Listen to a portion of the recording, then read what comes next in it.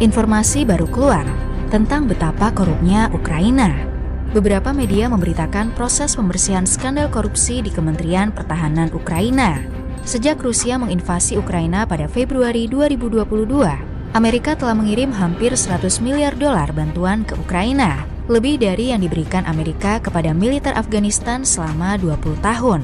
Sayangnya tidak semua uang itu sampai kepada orang-orang yang benar-benar membutuhkannya. Ukraina menjadi salah satu negara paling korup di Eropa, sehingga uang bantuan tersebut berakhir di tangan oligarki Ukraina. Ukraina telah menghabiskan miliaran dana Amerika untuk banyak hal, selain pertahanan dan ekonomi. Namun tidak ada yang diizinkan untuk membicarakan hal ini. Dan inilah korupsi gila yang terjadi saat ini di Ukraina. Sebelum perang di Ukraina dimulai, berita banyak berbicara tentang betapa korup dan terbelakangnya Ukraina. Selain itu, akhir-akhir ini korupsi di Ukraina ada di mana-mana. Tapi begitu Rusia menginvasi, semua kabar itu hilang.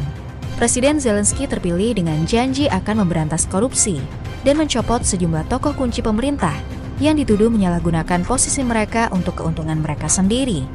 Beberapa pejabat senior, termasuk Wakil Menteri Pertahanan saat ini, telah mengundurkan diri.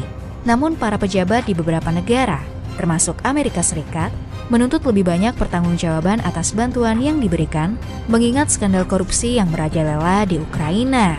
Ukraina merdeka dari Uni Soviet tahun 1991. Tapi inilah hal tentang hidup di bawah diktator Soviet selama hampir 70 tahun. Orang mulai lupa apa yang diperlukan untuk menjalankan negara mereka sendiri. Ini yang terjadi pada Ukraina ketika secara resmi memisahkan diri dari Uni Soviet, tersisa kekosongan kekuasaan yang sangat besar. Padahal negara membutuhkan seorang presiden dan konstitusi yang membuat pemerintahan bekerja.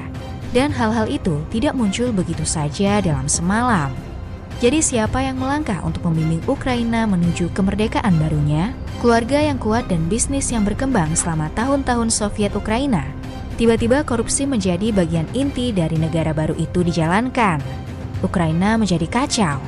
Hal-hal seperti penyuapan, penempatan anggota keluarga pada posisi kekuasaan, hingga transaksi pintu belakang. Hal-hal ini dinilai layak dan bukan sebuah kejahatan. Ini cukup gila. Bahkan ini merupakan hal mendasar untuk bagaimana pemerintah berfungsi dalam suatu negara. Hal-hal seperti ketika Rusia pertama kali menginvasi Ukraina pada 2014, tidak ada pasukan keamanan negara yang memiliki peralatan, uang atau pelatihan yang diperlukan untuk menghentikannya.